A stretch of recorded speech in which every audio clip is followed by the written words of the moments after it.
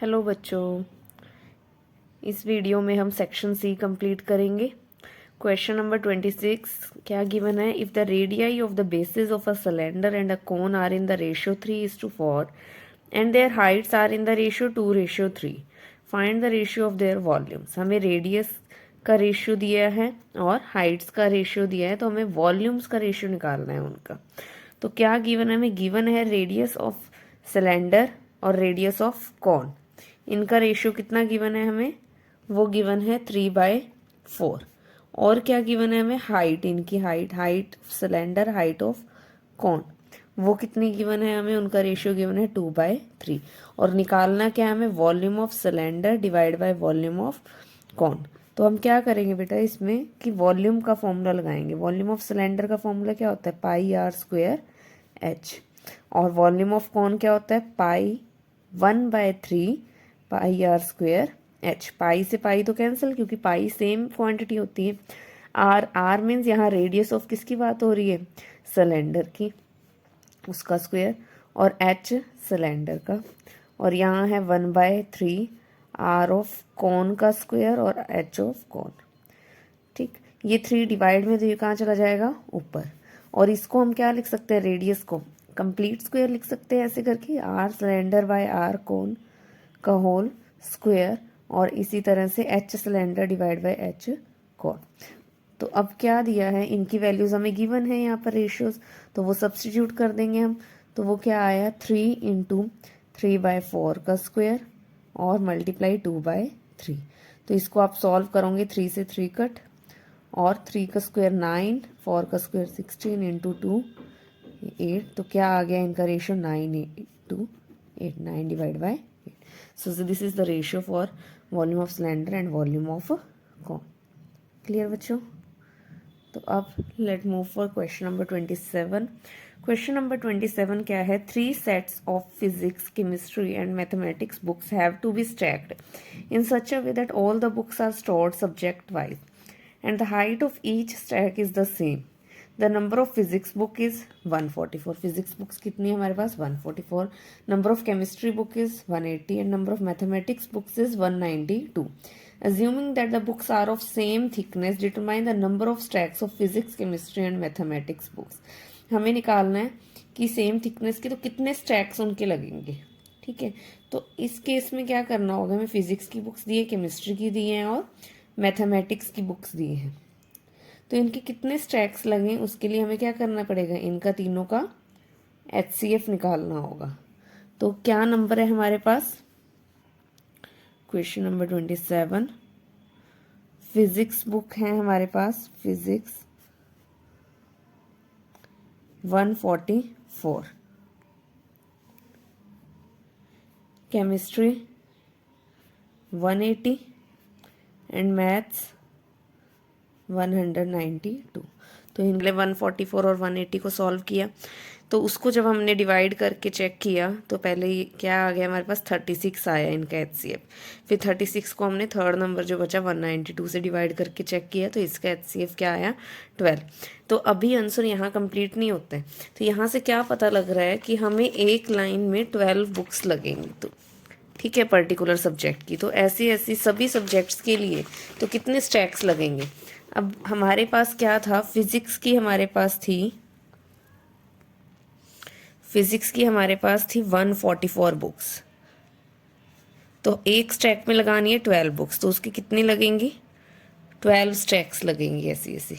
ठीक है, और केमिस्ट्री कितनी बुक्स थी हमारे पास? केमिस्ट्री कितनी बुक्स हैं? 180। तो 180 को डिवाइड करो 12 से, तो कितना आ गया हमारे पास? ये 15 लगेंगी इसकी। और इसी तरह से मैथ्स की कितनी है? मैथ्स की बुक्स थी हमारे पास 192। 192 को जब 12 से डिवाइड किया तो क्या आ गया हमारे पास? 1 और 16 स्टैक्स लगेंगी। तो इतनी नंबर ऑफ स्टैक्स हैं हर एक तरह की हमारे पास लगेंगी। क्लियर? तो नेक्स्ट है question number 28। Question 28 is 2 dice are thrown at the same time. Determine the probability that the difference between the two numbers on the 2 dice is 2. क्या किया है, 2 डाइस को सेम टाइम पे थ्रो किया है, तो प्रोबेबिलिटी फाइंड करने की जो 2 डाइस पे नंबर आए उनका डिफरेंस क्या आए, 2 आए। तो जब 2 डाइस को थ्रो किया जाता है तो कितने केसेस बनते हैं, उस केस में 36 केस बनते हैं। और वो 36 केस कौन से हैं, ये वाले 1 1 1 2 1 3 1 4 1 5 1 6, राइट, ये वाले सभी केसेस होते हैं। तो अब आपको चेक करना है कि 2 डिफरेंस किन केसेस में आ रहा है। अब देखो यहाँ तो 1 - 1 0, यहाँ 1, यहाँ आ रहा है 3 - 1 2, यहाँ आ रहा है। तो जब ऐसे हो तो हम क्या करते हैं, इसको डायगनली देखते हैं। तो 3 - 1 2 है, 4 - 2 2 है, 5 - 3 2 है, और 6 - 4 2 है। 4 केस तो ये हो गए, 1 2 3 4। और कौन से केस हैं, 1 3 है तो 3 1 भी होगा, 3 1 4 2 5 3 6 4, ये हो गया। तो 5 6 7 8, 8 केसेस ऐसे हैं जिस केस में डिफरेंस क्या आ रहा है, 2 आ रहा है। तो आप इस केस में क्या करोगे, तो कितने टोटल केसेस हो गए हमारे पास, टोटल केस हुए हमारे पास 8। ठीक है, तो लिखोगे आप number of case having difference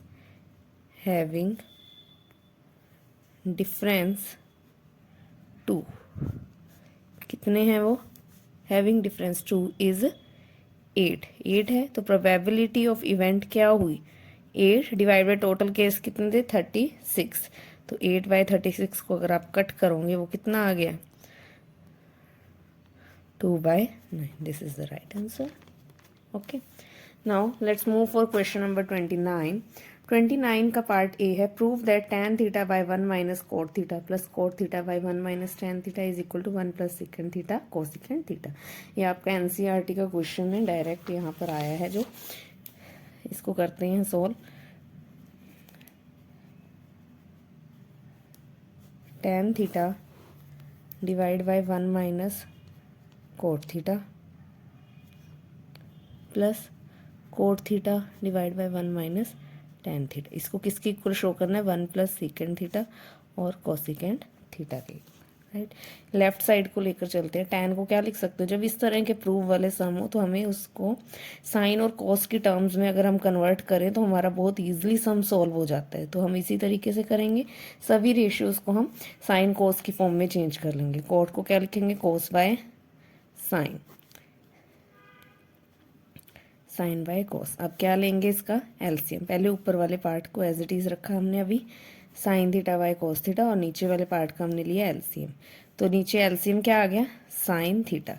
तो ये क्या आ जाएगा, sign theta minus cos theta, right. यहाँ आ गया cos theta by sine theta, और नीचे एलसीएम लेंगे तो हम क्या आ गया, cos theta minus sine theta और डिवाइड बाय कॉस थीटा। अब जो ये नीचे होता है वो वाली टर्म ऊपर जाएगी और ऊपर वाली नीचे रहेगी। तो ये क्या बना, अभी पहले इस पार्ट को ही सॉल्व करेंगे और इसको अलग। तो यहाँ पर क्या बन गया हमारे पास, ये आ गया साइन स्क्वायर थीटा, क्योंकि नीचे वाला ऊपर जाएगा, और ये आ गया cos theta sine theta minus cos, plus ये क्या आ गया, कॉस स्क्वायर, और ये है हमारे पास sine cos minus sine, right. अब क्या कर सकते हैं हम इसके अंदर, देखो इस sine minus cos, cos minus sine, ये दोनों सेम टर्म है, जस्ट माइनस का फर्क है, तो इसको बाहर कॉमन ले आएंगे। ठीक है, तो जब इसको कॉमन लाए हम तो क्या हुआ, ये आ गया, अंदर क्या बचा है, यहाँ पर sign square theta divide by cos theta, और यहाँ क्योंकि माइनस की है ना ये टर्म, तो माइनस क्या लेंगे, बाहर लेंगे, तभी तो ये साइन माइनस कोस बने। तो ये माइनस यहाँ रख छोड़ दिया हमने इसको, cos square by sine theta, right. अब इनका एलसीएम लेना पड़ेगा हमें। तो ये क्या आ जाएगा, ये इधर गया तो ये आ गया sine cube minus cos cube divide by, और ये आ गया साइन कोस थीटा, राइट। ये क्या बन गया, A cube minus B cube. तो अब हमें इसकी आइडेंटिटी लगानी पड़ेगी, और A cube minus B cube की आइडेंटिटी क्या होती है, A minus B, that is sine minus cos, और A square plus A B plus B square, ये होती है A cube minus B cube की आइडेंटिटी की। I am repeating again, A cube minus B cube की identity क्या होती है, A minus B, A square plus A B plus B square, और डिवाइड बाय जो है हमारे पास पहले,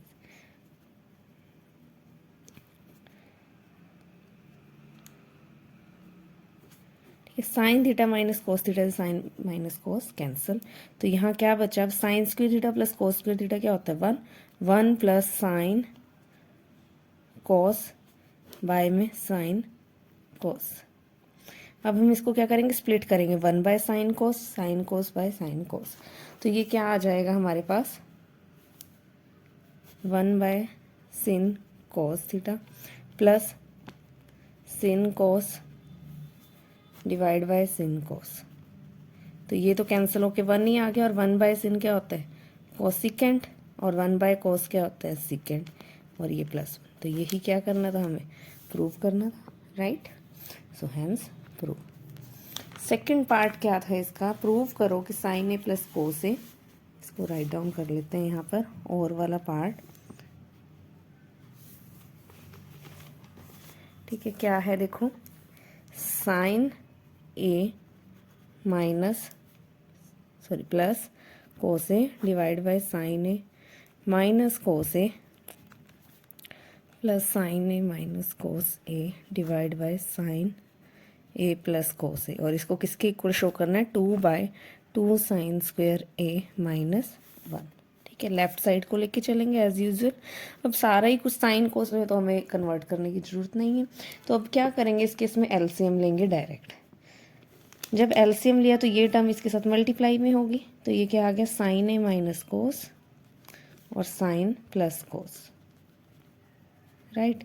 तो इसको इससे मल्टीप्लाई किया तो ये क्या आ गया sine plus cos whole square, plus ये सेम टर्म्स है तो इनका भी होल स्क्वायर। अब ए प्लस बी का होल स्क्वायर आइडेंटिटी लगाओ, sine plus cos square A plus 2 sine A cos A. Same here, sine plus cos minus 2 sine cos, और यहाँ पर ये क्या A minus B A plus B, तो ये क्या हो जाएगा sine A square minus B square, है ना। A minus B A plus B is A square minus B square. Sine square A plus cos square A is 1, sine square A plus cos square is 1, तो ये क्या आ गया 1 plus 1 plus 2 sine A cos A minus 2 sine A cos A, cancel, right. तो ये cut गया। तो और डिवाइड में क्या है साइन स्क्वायर ए माइनस कोस स्क्वायर ए। अब क्या हुआ ये 2 डिवाइड बाय, अब हमें दिख रहा है हमें आंसर किस में चाहिए 2 साइन स्क्वायर ए माइनस 1, तो कोस को भी साइन बनाना पड़ेगा, और इसके लिए हमारे पास आइडेंटिटी है जो इसी पेपर में हमने पहले भी यूज़ किया है। कोस plus square A plus sign square ए होता है 1, तो कोस स्क्वायर ए क्या आ जाएगा 1 माइनस साइन स्क्वायर ए। तो इसकी जगह सब्स्टिट्यूट करेंगे हम इसको,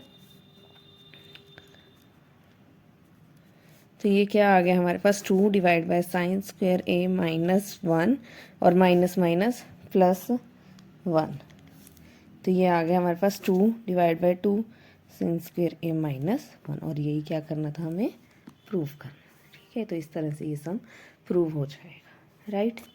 अब नेक्स्ट है क्वेश्चन नंबर 30। क्वेश्चन नंबर 30 क्या है बच्चों, बहुत इजी है ये भी। इसके अंदर क्या किया है, in the given figure O is the centre of the circle and B C D is tangent to it at C. B C D is tangent है, ओ सेंटर है। तो इस केस में हमें प्रूव करना है कि एंगल बी ए सी यानी कि ये वाला एंगल और ये वाला एंगल, इन दोनों का सम क्या हो 90। अब यही कर लेते हैं इसको, लेट मान लेते हैं, लेट एंगल बी ए सी क्या है एक्स है, राइट। अगर angle B A C x है तो हमें पता है ये क्या है ओ ए क्या रेडियस, अगर ओ ए रेडियस और ओ सी भी रेडियस है, और ये क्या बनी है एक ट्राइंगल, तो रेडियस सेम है तो एंगल और ये इक्वल होती है, तो angle opposite to equal side will be equal. तो यानी कि हमारे पास ए सी ओ एंगल क्या आ गया, angle A C O will be angle B A C के बराबर होगा, दैट इज एक्स। क्यों आया, angle opposite to equal side equal, ठीक है। तो ये एंगल हमारे पास आ गया x, ठीक है। और एक और बात कि बी सी डी क्या है टेंजेंट और ओ सी है रेडियस, तो ओ सी बी सी डी के साथ कितने का एंगल बनाएगी, O C will be perpendicular to B C D. क्यों होगी, क्योंकि रेडियस क्या होती है परपेंडिकुलर टू टेंजेंट, राइट। तो अब क्या हुआ, ये फुल एंगल हो गया हमारे पास 90 डिग्री, है ना। हमें क्या करना है, अगर ये फुल 90 है, यानी कि angle O C D plus angle A C D equal है 90 डिग्री। ये वाला सॉरी ओ सी ए और ए सी डी 90 डिग्री। ओ सी ए कितना आया लिया है हमने, एक्स है। ए सी डी कितना है वो हमें निकालना है, नहीं पता, 90। तो ए सी डी एंगल किसके बराबर आया, 90 माइनस एक्स, राइट। अब हमें किसके लिए सॉल्व करना है, देखो हमें निकालना है B A C plus angle A C D. B A C angle कितना था, X, plus A C D कितना है 90 माइनस एक्स, एक्स से एक्स कैंसिल, तो ये कितना आ गया 90 डिग्री। ये क्या हो गया, प्रूव हो गया, यस। तो इस तरह से क्या हो गया, हमने प्रूव कर दिया कि angle B A C plus angle A C D वो किसके इक्वल होगा, 90 डिग्री के, राइट। इसका बी पार्ट है कि prove that opposite sides of a quadrilateral circumscribing a circle subtend supplementary angles at the centre of the circle. इस case में हमें क्या करना है, इस केस में पहले फिगर ड्रॉ करेंगे। क्या है इसके अंदर, एक सर्कल ड्रॉ करेंगे और टेंजेंट्स ड्रॉ किए,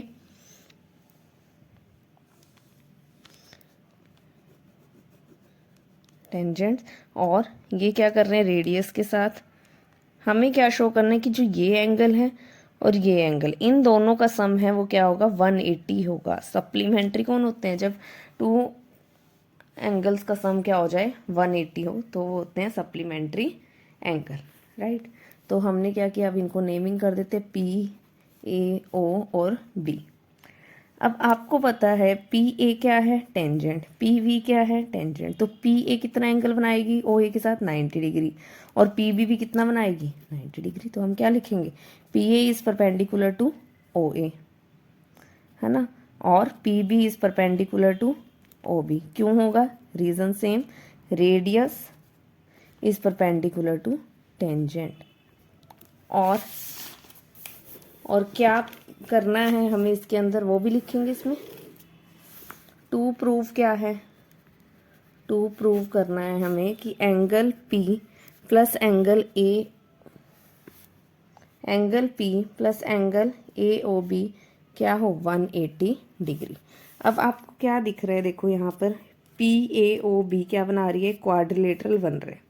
क्वाड्रिलेटरल तो चारों एंगल का सम क्या होगा 360।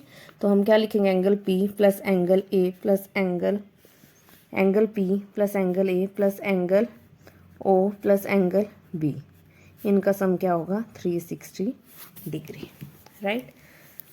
एंगल पी कितना है पता नहीं, हमें निकालना है। एंगल ए कितना है 90 डिग्री, एंगल ओ नहीं पता, एंगल बी 90, ठीक है।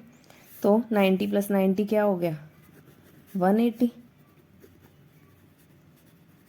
ये इसको इस तरफ शिफ्ट किया तो क्या आ गया इनका, तो angle P plus angle O आ गया 180 डिग्री। और यही क्या करना था, हमें प्रूव करना था, है ना, कि जो एंगल इन टेंजेंट्स के द्वारा बनाया गया और सेंटर पे जो एंगल बना ये दोनों क्या एक दूसरे के सप्लीमेंट्री है। टू प्रूव क्या था हमारे पास, टू प्रूव था कि angle P plus angle O is 180 degree. Clear everyone. Now next question is question number 31। Question number 31 क्या होगा, Question 31 is find the ratio in which the y-axis divides the line segment joining the points 5, -6 and -1, -4. Also find the point of intersection। कि ratio निकालना है जिसमें y axis है इन दोनों points को divide करेगी और वो कहाँ पर इंटरसेक्ट करेगी वो भी फाइंड करना है। तो क्या किया हमने, एक लाइन ड्रॉ करेंगे और पॉइंट्स क्या क्या दिए हैं 5, -6 एंड दूसरा पॉइंट क्या दिया है हमें -1, -4, ठीक है। और बीच में कौन डिवाइड कर रहे हैं इनको, y एक्सिस। तो y एक्सिस के कोऑर्डिनेट कैसे होते हैं 0, y। तो हमें रेशियो फाइंड करना है, तो रेशियो के केस में हम क्या लेट करके चलते हैं कि let ratio is k ratio 1, let ratio is k ratio 1। अब क्या अप्लाई करेंगे, apply section formula, section formula लगाएंगे हम। क्या होता है सेक्शन फॉर्मूला, फॉर्मूला लिखना बहुत ज़रूरी होता है। mx2 इसको हम m मान रहे हैं, इसको n, तो mx2 plus mx1 divide by m plus n comma my2 plus ny1 divide by m plus n। वो किसके इक्वल होते हैं? जो यहाँ कोऑर्डिनेट्स दिए होते हैं। तो लगाते हैं फॉर्मूला k इंटू -1 और 1 इंटू 5। तो कितना आया? -1k plus 1 5 5 divide by ratios का सम k प्लस 1। फिर k इंटू -4 k -6 हो गया डिवाइड बाई k प्लस 1, और वो किसके इक्वल है? 0, y। ठीक है, तो x वाला x के इक्वल और y वाला y के इक्वल। तो हम इसको इस 0 के इक्वल सब्स्टिट्यूट करेंगे। -k plus 5 divide by k plus 1 is equal to 0। तो यहाँ से क्या हुआ? ये पार्ट तो इधर जाके 0 ही हो जाएगा, तो -k प्लस 5 इक्वल टू 0, और -k इक्वल -5 और k क्या आ गया? 5। तो रेशियो क्या आ गया हमारे पास? Ratio is 5:1। ठीक है, ये तो 1 पार्ट हुआ, बट इन्होंने बोला था कि also find the point of intersection. Point of intersection भी हमें फाइंड करना है। तो पॉइंट ऑफ इंटरसेक्शन निकालने के लिए हम क्या करेंगे? y वाला कोऑर्डिनेट यूज करेंगे। -4k -6 k plus 1 is equal to y। यहाँ k की वैल्यू सब्स्टिट्यूट करो 5, -4 को multiply 5 -6 5 plus 1 equal y। -20 -6 by 6 is equal to y, और ये कितना आ गया हमारे पास? y is equal to -26 by 6 यानी कि -13/3। ये क्या आ गया हमारे पास? y की वैल्यू आ गई है। I hope you all understand. Thanks for watching.